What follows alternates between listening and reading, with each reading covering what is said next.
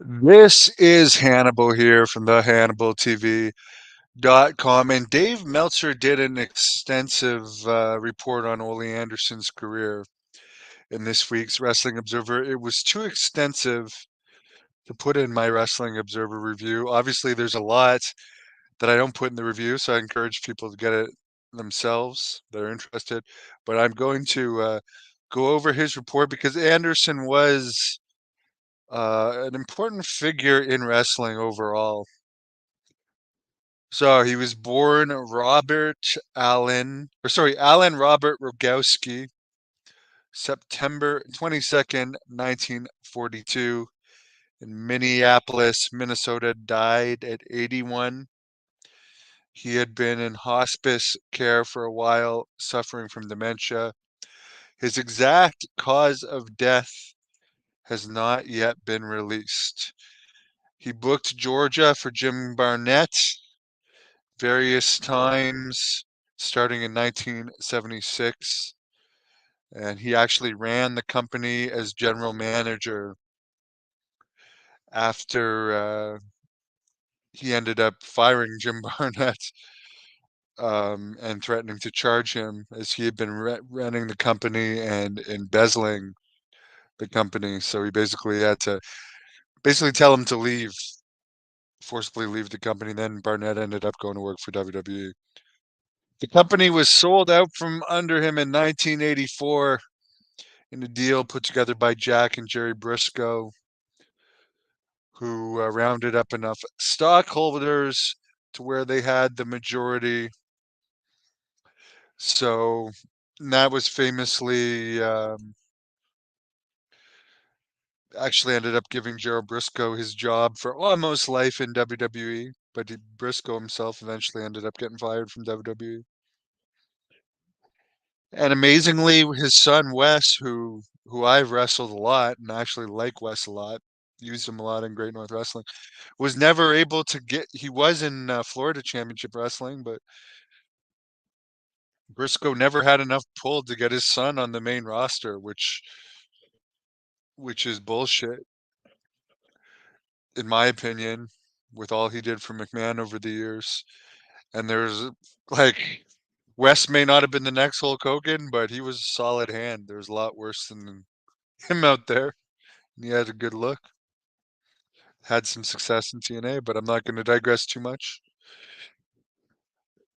Anderson ended up giving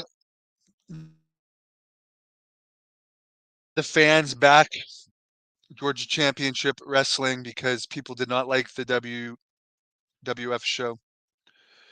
They called it Championship Wrestling from Georgia. Um, Anderson ran it for a year. It folded after Jim Crockett Jr. bought the other time slot from the McMahons in 1985. Anderson then went back to work as a wrestler for Crockett, was an original member of the Four Horsemen, along with Ric Flair, Tully Blanchard, and Arn Anderson, who was originally billed as Ole's cousin or nephew. Ric Flair at one point was also billed as a relative of Ole Anderson. Anderson was best known for his 85 to 87 runs as one of the Four Horsemen nationally and internationally. I know him best from his shoot interviews and people talking about him, because that was before my time. Uh, he didn't talk fondly about that period of time in his autobiography, which I guess I'm gonna have to read. Someone should put it on Audible. He always preferred, I guess, in his autobiography, talking about his days teaming with Gene Anderson as the Minnesota Wrecking Crew. He was known for being a critic of the next generation of wrestlers, claiming almost all of them were the shits. He was very proud about firing Hulk Hogan from Georgia because he said he wasn't any good. He claimed every gym in America has guys like Hogan. He also claimed Randy Savage had no talent and would usually downgrade Ric Flair. He sometimes admitted that Flair had talent, but he said him and Gene were responsible for Flair first becoming a star as they brought him in as their cousin.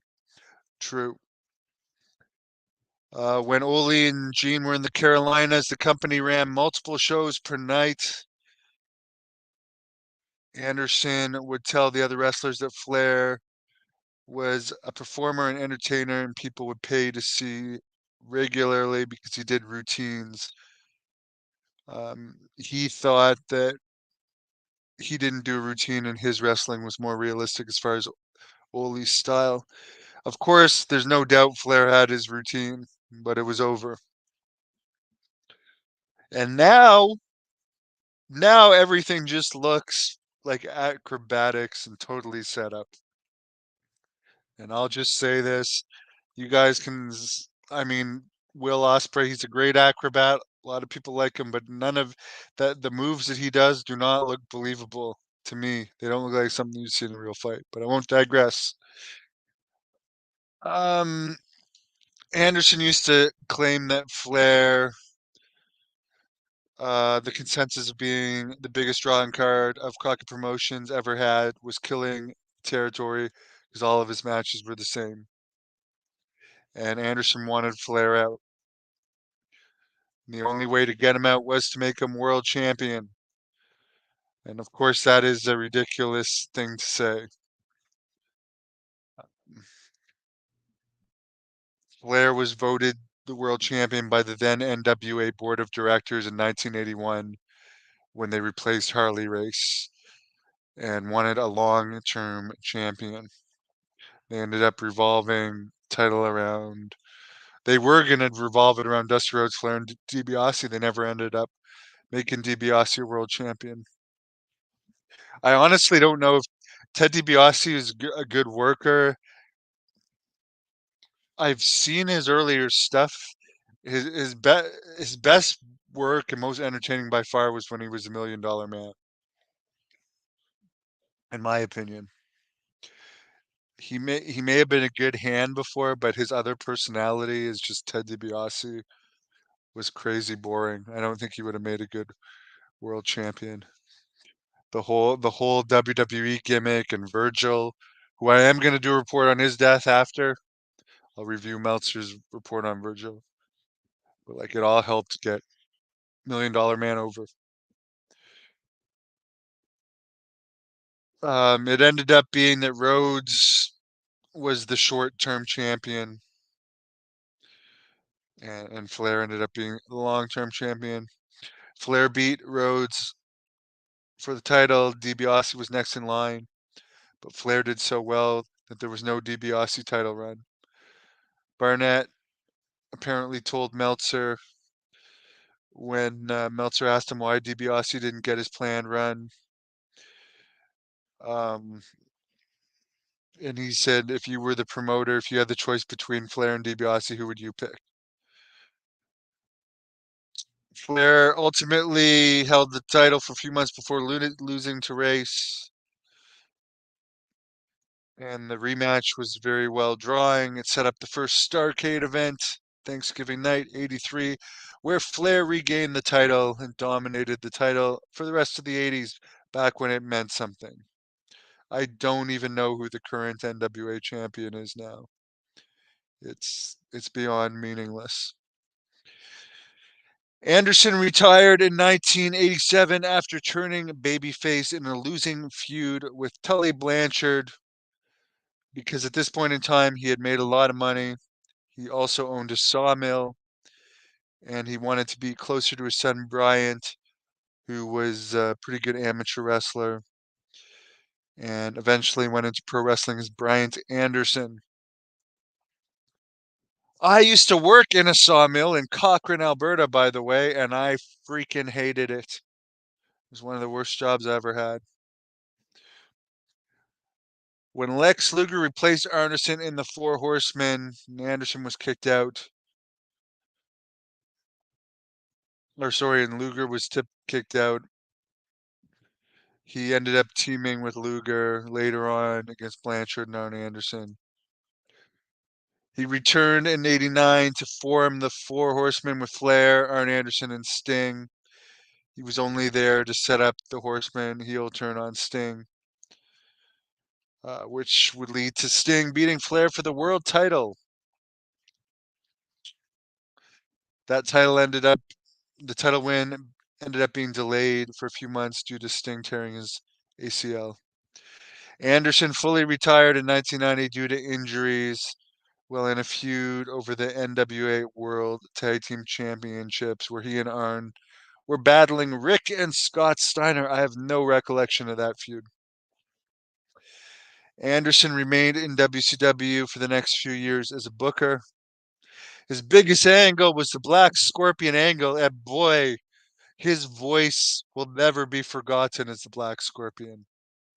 Honestly, I love that Black Scorpion voice. I honestly think that gimmick could have worked if they'd done it properly. And it wasn't Ole Anderson's voice that killed the Shockmaster when it later did the Shockmaster either.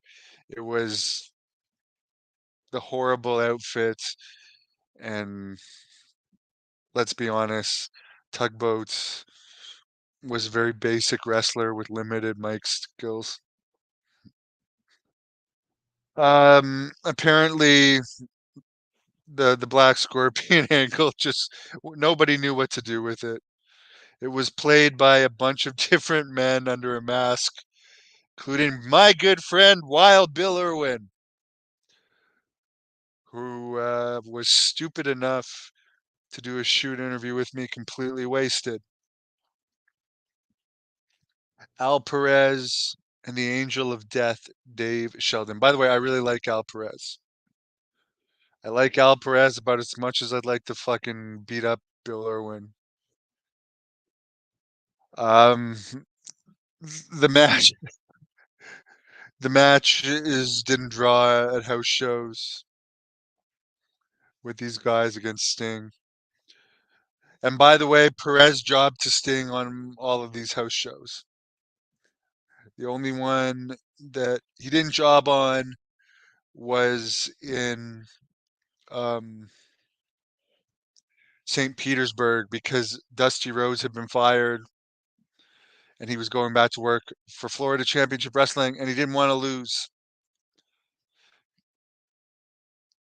Anderson was replaced as Booker and ended up working as a trainer. And apparently, he also worked as a troubleshooting Law and Order big match referee when Bill Watts was involved with the company. He also was briefly in control of WCW between Bill Watts and Eric Bischoff, which apparently Bill Watts liked to piss off the balcony of the CNN tower and bring a gun into the WCW corporate offices.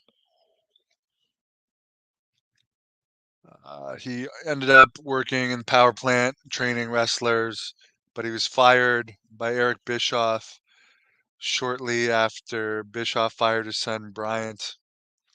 Anderson then called Jim Cornette, who was running Smoky Mountain Wrestling, to get his son a job after Bischoff had fired him.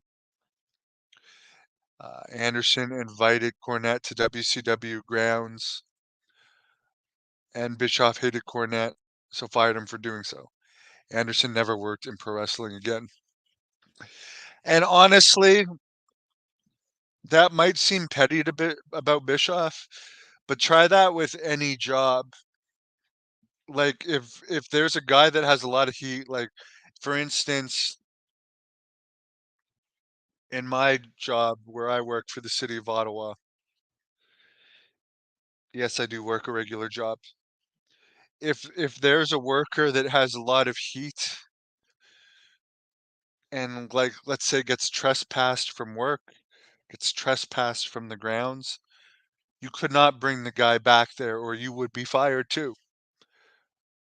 So if someone at Burger King that gets a lot of heat, if an employee brings them back, the manager's very likely gonna maybe not fire you, but get you in shit. So I don't think that that's That's not exactly petty. I don't think that's petty at all. You should be smart. Ole Anderson claimed he had 173 IQ. Why would you bring a guy hated by the office? And let's face it, Cornette is an asshole, lies a lot, and is a true scumbag. A real piece of crap of a human being. Uh, Bringing some guy like that to the grounds owned by a company when the company hates them. You deserve to get fired over that. Obviously, he was rich. He didn't care. Ole Anderson's booking did not help WCW. His heart didn't seem to be into it. Um, People liked and hated him. Dave Meltzer goes on to say, one major star of WCW went into detail of their thoughts on Ole Anderson during that period with the benefit of hindsight. So this major star says, quote, I see online many people giving their condolences to Ole Anderson. Ole had very little respect for talent as management. He had the mindset that everybody was replaceable and there was a cheaper version of talent out there. His philosophy on taking green talent and making them into stars worked with the Road Warriors at the tail end of Georgia Championship Wrestling. At the same time, he thought Roddy Piper, Tommy Rich, the Freebirds, and others were replaceable. Ole failed to grasp that they were young talent that were entertaining their primes and were bringing in totally new audiences for WTBS. So I don't know. He's put a lot of quotes here, but he doesn't. But Meltzer doesn't say who they are. So without, he's put a lot of quotes. So so he did get Tommy Rich over. I will give him that.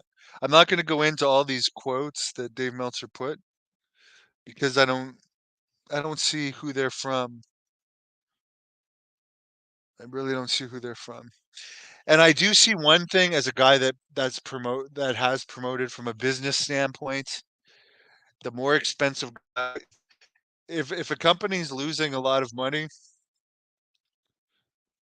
at some point, just totally cut costs and use guys that aren't going to cost a fortune. And yes, Tommy Rich was replaceable. Everybody is replaceable. WWE's proven that. It's just a fact. I mean, even Steve Austin was replaceable. Even Hulk Hogan was replaceable. And I know Ole Anderson was an asshole overall. He definitely was an asshole, but everybody is replaceable in wrestling. Okay, so let's go past the quotes here. Meltzer goes on to say there is no question that in the late 70s in Georgia, Anderson was an excellent booker. The Andersons versus Mr. Wrestling 1 and 2 was the best drawing feud in Atlanta in 76 and 77. His original February through April 1979 feud with Dusty Rhodes after a parking lot attack and the memorable Rhodes tagline, "It will never be over," led to a huge 4-month period where Rhodes and various partners like Bill Watts, Wahoo McDaniel, Stan Hansen, Mad Dog Vachon, and Tommy Rich faced Anderson and Koloff. They drew some of the biggest houses ever in Atlanta and the rest of Georgia for singles and tag team matches. Anderson and Koloff were among the best working teams of the era, with Koloff's nonstop pace and Anderson's solid wrestling and brawling. Rhodes and Anderson had classic promos, including Rhodes giving Anderson the name Pigface. Would get fans chant oink oink at him. When they did a blindfold match, Rhodes said he would have the advantage because if he couldn't see Anderson, he could smell him. That is funny. When Freddie Miller would interview Anderson and Koloff, fans would loudly chant, "We don't want to hear it. We don't want to hear it." And Anderson would scream, "Well, you're going to hear it." A few months after the Rhodes versus Anderson program ran its course, Anderson turned face. Anderson and Koloff had lost the tag titles to Rich and the Crusher on September 21st, 1979 at the Omni. Crusher was only in for a short time. On October 5th, 79, Anderson and Ernie Ladd beat Rich and Crusher for the titles. Anderson and Ladd split up 10 days later with Anderson turning babyface. 4 days later at the Omni, Anderson teamed with longtime babyface Bob Armstrong against Ladd and killer Carl Cox.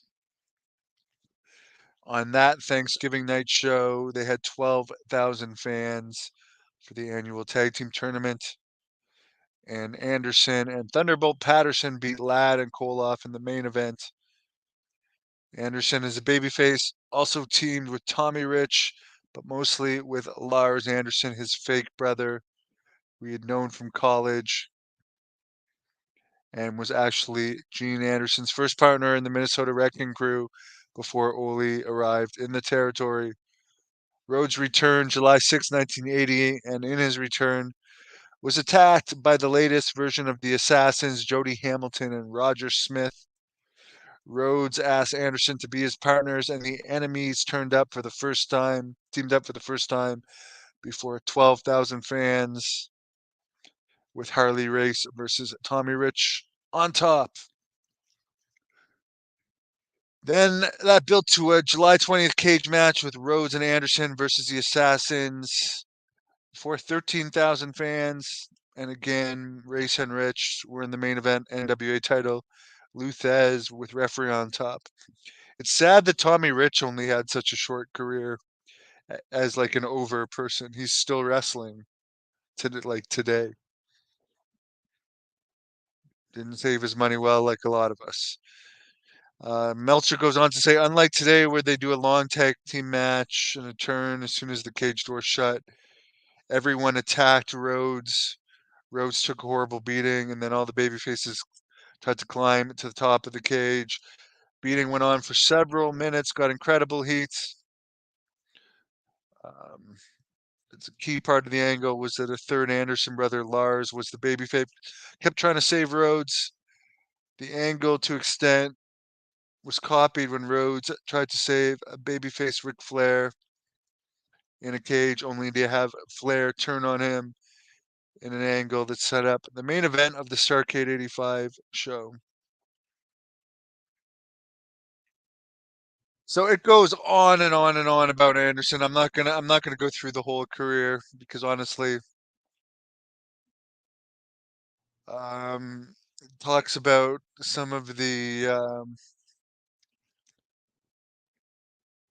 goes into a lot of detail on Anderson and Rhodes. They also talk about the power of the Superstation, TBS at the time, because the Briscoe brothers, when they were still involved, pushed Jim Barnett to expand outside of Georgia. Barnett didn't want to do it to piss off other promoters, but they eventually did it, and they started going to Ohio. The first show in Ohio of Rhodes versus Anderson in Columbus, city I've been to, drew 9,000 fans. By the way, no more Arnold Classic in Columbus. That sucks. They ended up doing regular tours in the Sheik's old territory of Michigan, Ohio, and West Virginia. They were drawing far better in those states in Georgia. The Sheik was furious that Barnett started running the territory because apparently he had bought it for $50,000 from Barnett in 1964. But the Sheik's promotion was pretty much dead at this point. He still felt he owned the territory, though.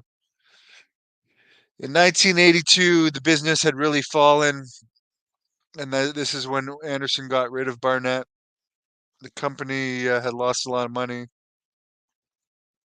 Apparently, the Atlantic City Auditorium was a 5,000 seat building that they were running weekly, and it had been the number one profit place of the company.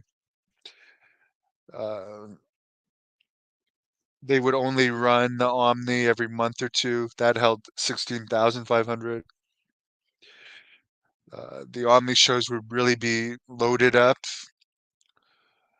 but with the city auditorium closing, they had to go to running the Omni every week. So obviously, that was quite expensive. Break even was 25,000, which is about 5,000 people paid. When the Omni was every Friday night, it was less special to have events in the Omni, and most weeks drew under 5,000.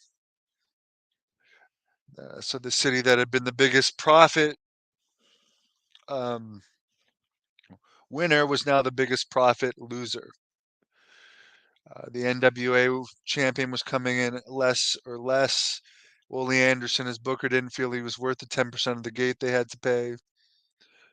Tried to give Harley Race less, um, claiming his Omni payoff would be better than most cities, but Race refused to get less than 10%. That actually does make sense. Because when you hear about Ric Flair wrestling at car dealerships and stuff when he was NWA champion in front of 400 people, I would rather have 10% of 5,000 people than 10% of 400 people. I'll be, most people would, but I guess some of them wouldn't do it like Race out of principle. Barnett was in charge of booking the world champion. He would fight with Anderson, who didn't want the world champion, um, and would use contenders that didn't do as well but were cheaper. But even when they would have loaded shows at this point in time with top talent, they would draw less than 4,000 and sometimes less than 3,000. The booking magic was gone, even for the traditional holiday shows. Barnett had brought in Roddy Piper to be a television sidekick of Gordon Soley in 81 while business was not good. TV ratings were still great. That's interesting. And again, this is pretty much a book on Ole. He goes into great detail, and a lot of this stuff is boring to me, so I'll stick to the basics. When Anderson, okay, hold on. Yeah. So when the company was not doing well and losing a lot of money, Barnett took out loans for Georgia Championship Wrestling from National Banks of Georgia and the Omni itself. And Barnett actually sold much of his stock in Georgia, Florida, and Knoxville territories to his college friend Jim Oakes, who had also been the money between Barnett's success in Australia. Barnett sold some of his stock to raise capital, and Bill Watts sold his stock in Georgia Championship Wrestling to Ole Anderson, which Barnett helped convince Watts to do, since Anderson was working there full time as a top heel and booking the territory, and Watts had other things to do, booking his own promotion, Mid South Wrestling. At this point, the stockholders were Paul Jones, not the 70s wrestling star, but the figurehead promoter of Atlanta. He had 22%. Barnett had 18%. Oates had 7%. Fred Ward of Columbus, Georgia had 15%. Jack Briscoe at 10%. Ole Anderson at 10%. Joe Briscoe at 9.5%.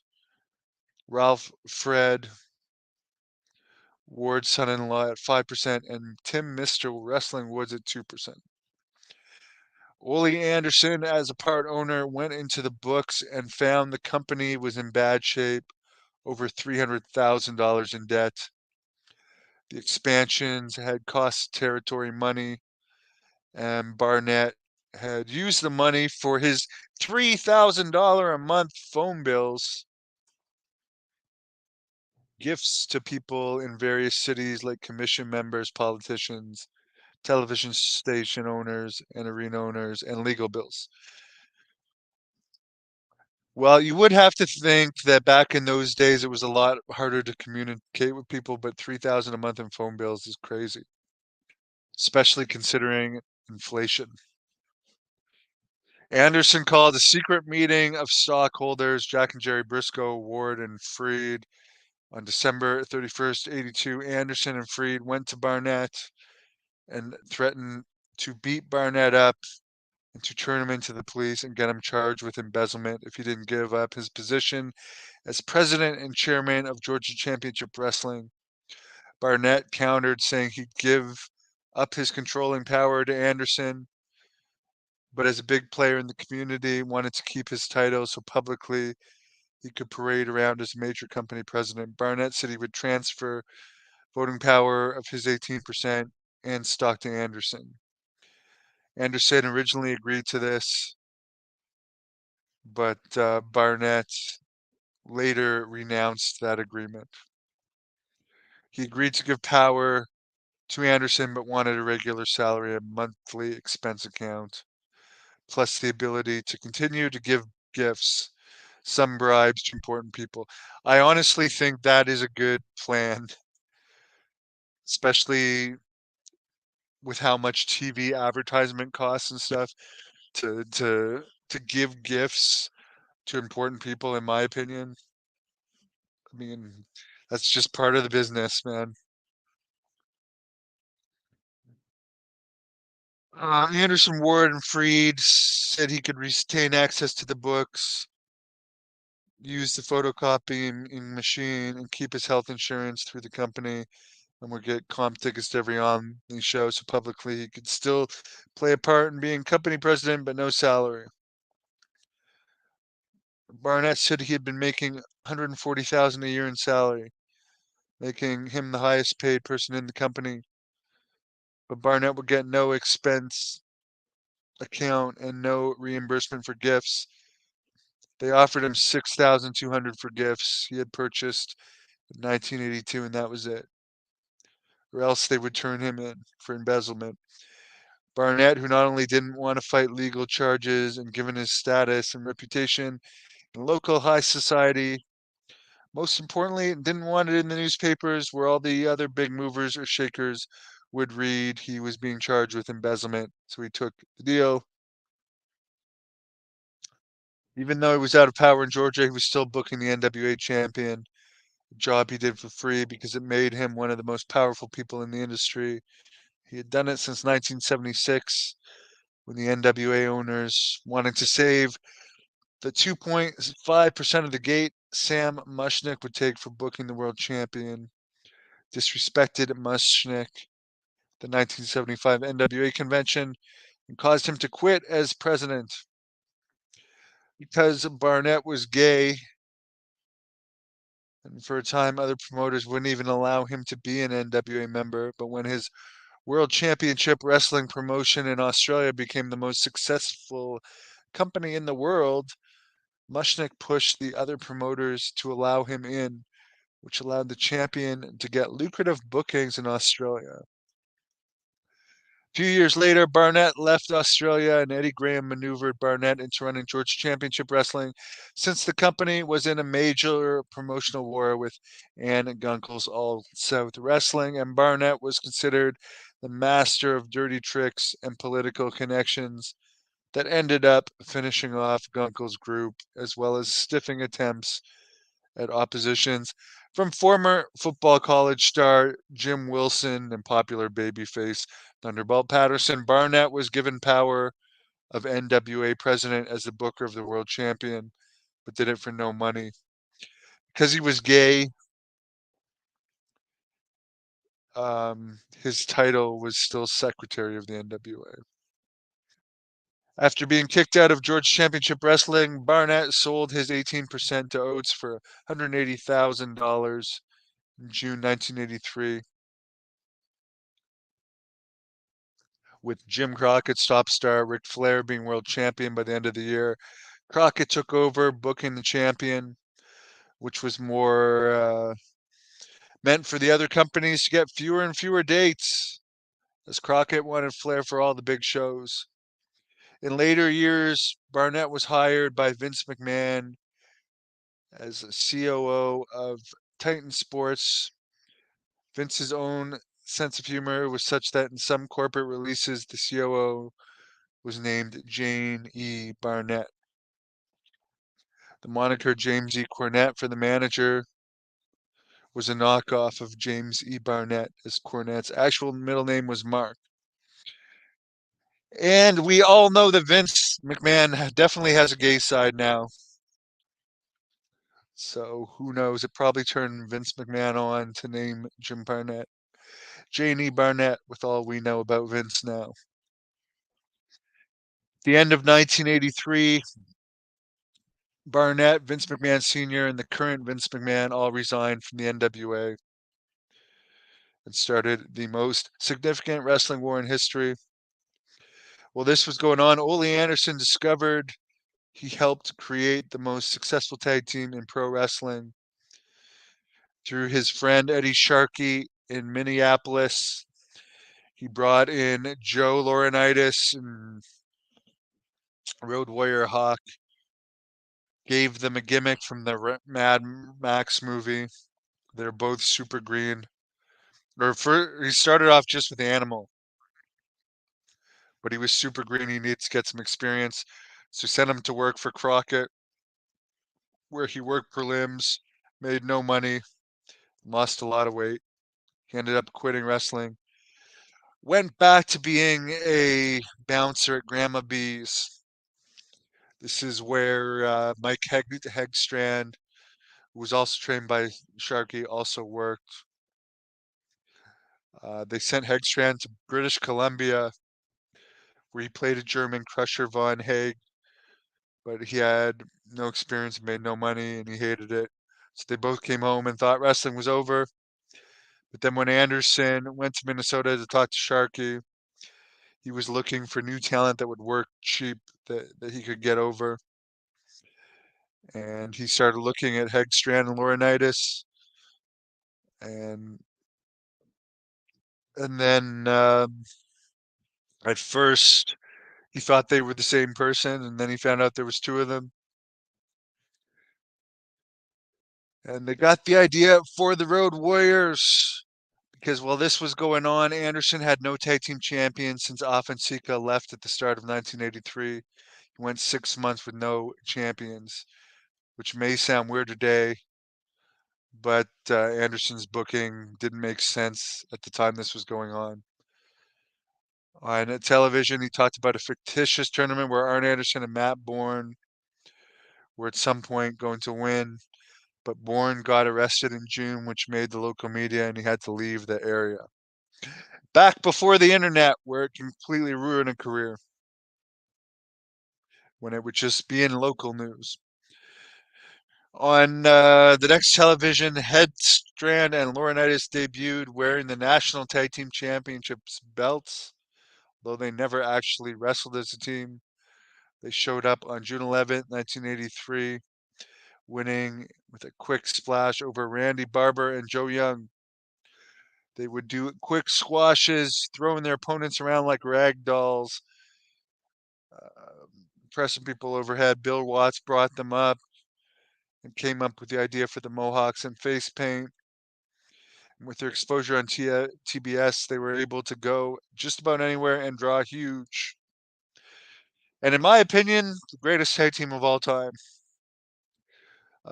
So there you go. Ole played a big part in the Road Warriors. Even with the Road Warriors, the Georgia business had dropped 60% in revenue by 82. Anderson used cheaper talent and actually made a $20,000 profit with cheaper talent. So there you go. Sometimes it's better to use cheaper talent and get more profit. Um, Apparently, Jack Briscoe looked at the big picture, and with McMahon expanding using cheaper talent, Gates being down like that, he felt it was not a long-term success recipe. Jack and Jerry felt that the long term with Anderson in charge would end up with their stock worthless. By this point, Woods had sold his 2% to Gene Anderson. In early April, Jack and Jerry called Vince McMahon. He told them that he and his brother Jerry were going to get out of wrestling and were looking to sell their stock. McMahon realized that while he was expanding, He had shows on both MSG and US cable, but the highest rated cable show was still WTBS. The idea of getting that time slot would put him in a greater position as he controlled the national television. McMahon called the Briscoes for a secret meeting at LaGuardia Airport. McMahon made it clear he wasn't interested in buying 19% of the company. He wanted at least 51% or had no interest. The key value of the company was the TBS show that aired nationally and the contract to run events at the Omni. Because at that time, a lot of arenas, for people that don't know, and some arenas still have this, they have like monopolies where, like, back when WWE and WCW were having a war, some arenas would not allow one company or the other to go in there. One reason why WCW never went to MSG, and probably MSG probably still has that deal with WWE. That's the only reason I can figure out why AEW never ran there. I know Ring of Honor somehow got a show there, by far their biggest show ever, but I have no idea how they pulled that off. The Briscoes went to the elderly Jones, the stockholder, and said McMahon would pay him 220,000 in cash for his stocks. They gave Briscoe 41.5%. That gave Briscoe 41.5%. McMahon told Barnett about his plan, and then Barnett put him in touch with Oates. Oates first turned McMahon down. Jerry Briscoe then tried to talk to Oates into selling, as with his 26%, they would be able to sell McMahon 67.5%, enough for the deal to go through. Vince and Linda McMahon flew to Atlanta, had a secret meeting with the Briscoes and Jones on April 19th, 1984 at 10 p.m. that night with stockholders Gene and Ole Anderson, Fred Ward, having no idea of any of this. The Briscoes, Jones, and Oates used their majority voting power to add a bylaw that the company could be sold without informing any of the shareholders of the sale, nor allowing them the right to match the outside offer and keep the company. Once that was signed, they sold their stock to Big Fan. So that's a really dirty, underhanded thing to do. But that was the way the wrestling wars worked. Oates balked on selling, but the way of the land was he saw the stock would lose its value as the revenue fell. And while he was not fond of the Briscoes, Anderson, Ward, and Freed were the ones who got rid of Barnett, and he felt the only real asset to the company was the slot on TBS. When Anderson found out about the sale, he tried to get injunctions to block it, and the court case held up McMahon taking over Georgia Championship Wrestling until the famous Black Saturday, July 14th, 1984, when McMahon took over Georgia Championship Wrestling. He debuted his WWE show that would air Saturday and Sundays on CBS, which was the most watched time slot in the in the country. McMahon then closed down Georgia Championship Wrestling and offered several people jobs, although he didn't want any of them, and buried a few who ended up coming. Uh, Essentially turning Mr. Wrestling 2 into a jobber. It seems like that always happens, right? They did it again in WCW with most of the or in WWE when they bought WCW. Bring DDP in, make him a jobber. As much as I hate Buff Bagwell, I mean, they just destroyed his career. They would have been better building him a little bit and then jobbing him out to younger guys. But yeah, they have a thing. It happened with UWF when they were bought by Crockett's too. They just buried everyone other than Sting. Um, Anyways, Vince McMahon had a strong national time slot for a year, but ratings were going down over the course of the year. Turner had wanted them to tape that show in Atlanta. McMahon talent schedule didn't allow that, so he just did tapes. There was no show taped in actual Atlanta. So Turner gave Ole Anderson a 7:30 a.m. Saturday morning time slot, which was good enough to start a new company and promote small events. Turner then put Bill Watts' Mid-South Wrestling show on the air in early '85, and it drew higher ratings than WWE. He and Watts made a deal to expand it nationally together, but when McMahon found out he was going to be kicked off, he had Barnett contact Jim Crockett Jr. and offered him the time slot for 1 million. Crockett took it, and that was the end of McMahon on TBS. Now, to me, that's interesting that the whole reason why McMahon sold that to Crockett Jr. was because there may have been a collaboration with Ole Anderson's Georgia Championship Wrestling in Mid-South.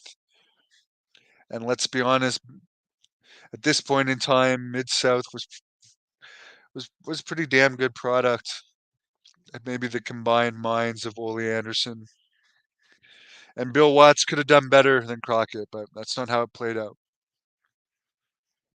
Anderson held 38 different major promotions tag team championships between 69 and 86, 23 with Gene Anderson, but also his best in-ring partner was probably Ivan Koloff in Georgia.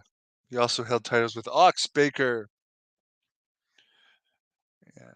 and the Claw, who was Tom Anderson in the Omaha, Nebraska circuit, and Ron Garvin in Florida, Thunderbolt Patterson, Ernie Ladd, Lars Anderson, Sergeant Jacques Goulet, Jerry Briscoe, Stan Hansen, and Arn Anderson were also tag team partners of him. He grew up in Minnesota as a high school wrestler and did some college wrestling at St. Cloud State University, where Larry Hennemy was one of the star wrestlers who ended up placing the NAIA Nationals and had an attempt to make the '64 Olympic team. When that didn't pan out, he started wrestling in the AWA. Now, I don't even know. Okay, so he's talking about Anderson here. So Anderson only wrestled in the NAIA. So for Canadian fans that don't know, there's Division 1, 2, and 3 and the NAIA.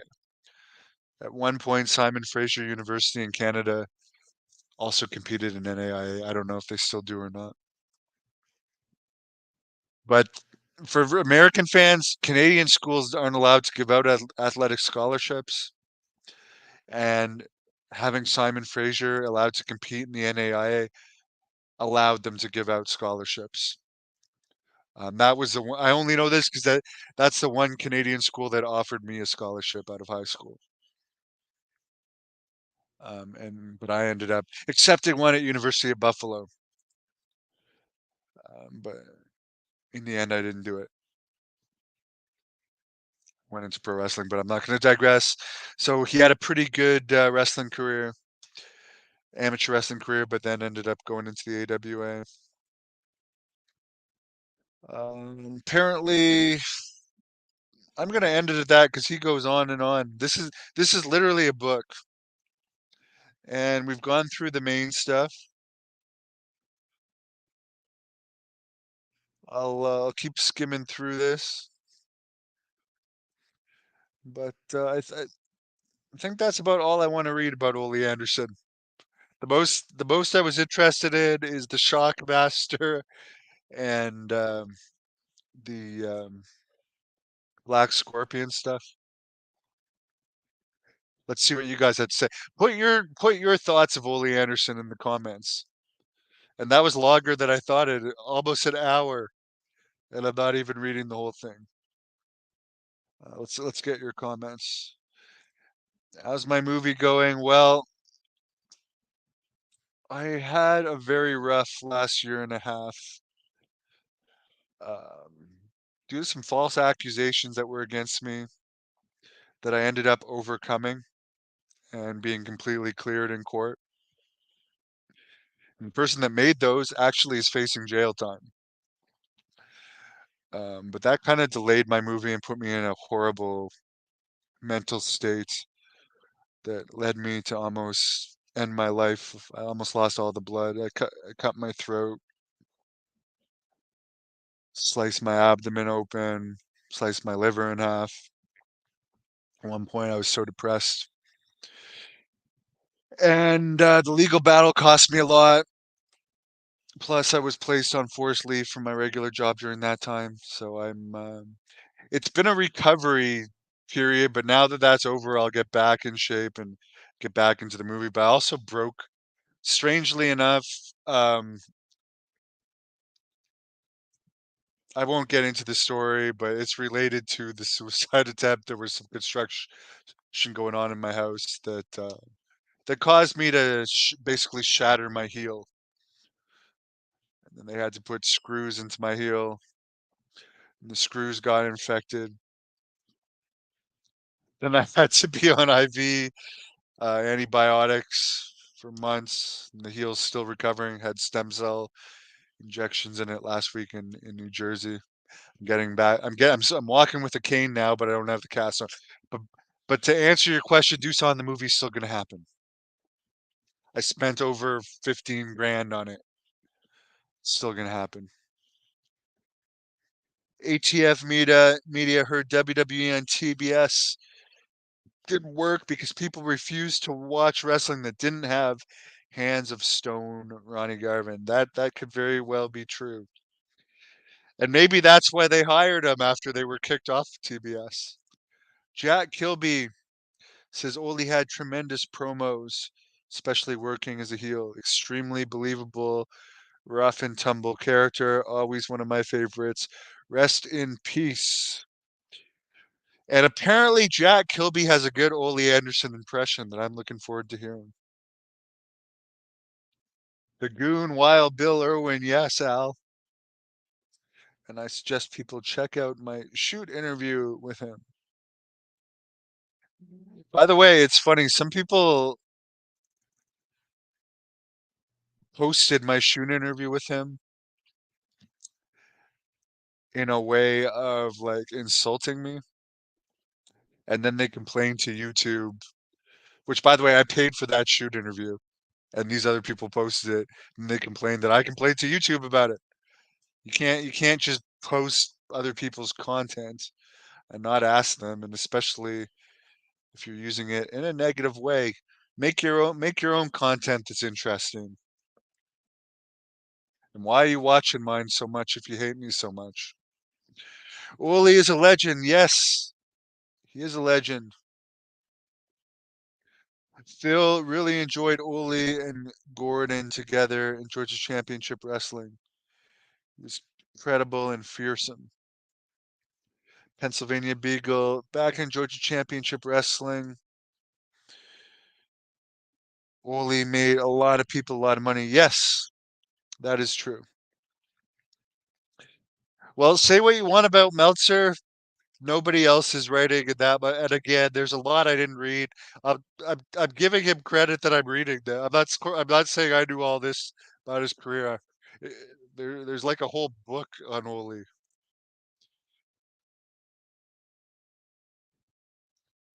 Somebody says to ATF Media, you may remember a video of Ronnie Garvin training for Jake Roberts to take on to the tune of John Cougar Mellencamp's "The Walls Come Tumbling Down." I'm gonna have to look that up.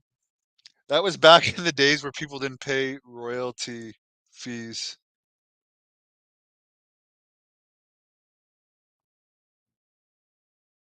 Someone says Georgia Championship Wrestling with Gordon Soley was the best. Phil was part of a chat involving Ronnie. R.I.P. from Ronnie. Oh, you see, not everyone liked Ole Anderson, and Meltzer didn't get into his racism accusations. A lot of people were like, I mean, I'm not saying it's right, but I'm saying at the time people used the N, like this was just the time. A lot more recently, even like when I was growing up in the early 90s and 80s, you could people hated gay people. The most people did not like gay people. And if you acted gay or wore a pink shirt to school or even were somewhat like you would be beat up or made fun of. So it was just acceptable. Now it's not. Now the gay people are considered cool. So I'm just saying that in the time where Ole was using the N word, which I mean has been said by enough people, he clearly used it. It was more of a common thing. It wasn't like I highly doubt he'd be saying that openly to people today. I just highly doubt it. Um, and I don't know if he was how deep his racism was or not. He pushed a lot of black wrestlers. Um, you're never gonna see me using the N word. There's no tape of it that's ever gonna come out. I don't use it, um, and I definitely don't approve of it. But I'm just saying from his time. I mean, lots of people said Ric Flair used it a lot. We all know Ken Patera like uses it, but I really don't think Ken Patera is racist. He's just from a time when they used it and it was acceptable. And I'm definitely glad that it's not anymore. But again, Tito Santana was mad that he called him a Mexican, which I guess if you say, "Hey, Mexican, get over here," I mean, I guess that could be considered racist. But Ole was just an asshole. Let's face the facts here. I think somebody said it. Kevin Sullivan said it. Ole hated everyone equally. He hated every race equally. ATF media heard the Road Warriors Rick Rude, Kurt Hennig, Barry Darsow once joked about fighting Hands of Stone Ronnie Garvin, but knew he would knock out every one of them. Very true. Gordon Soley was the goat. Someone says remembers going to Cleveland Public Hall to watch Georgia Championship Wrestling. The Road Warriors beat the hell out of some bikers who threw a keychain at Hawk. The one guy's nose was by his ear. That's the other thing. Like the wrestlers today, I mean, there are some tough ones, but like you hear of Sami Zayn having like a guy kicked out of the crowd for hurting his feelings. Like I like the old days when you had guys like the Road Warriors that would like deal with actual fan attacks and kick the crap out of people. It's just like that magic is gone. Thank you for the $2 tip, Prince Almighty. Do I think Cody Rhodes will dethrone Roman Reigns? I hope not. It really depends if I think honestly, if The Rock and Roman Reigns are going to split up at some point, I could see it being better if Roman Reigns has the title against The Rock, but Cody Rhodes has been the workhorse for the company over the past year. He does have a lot of fans, and he is going on the road.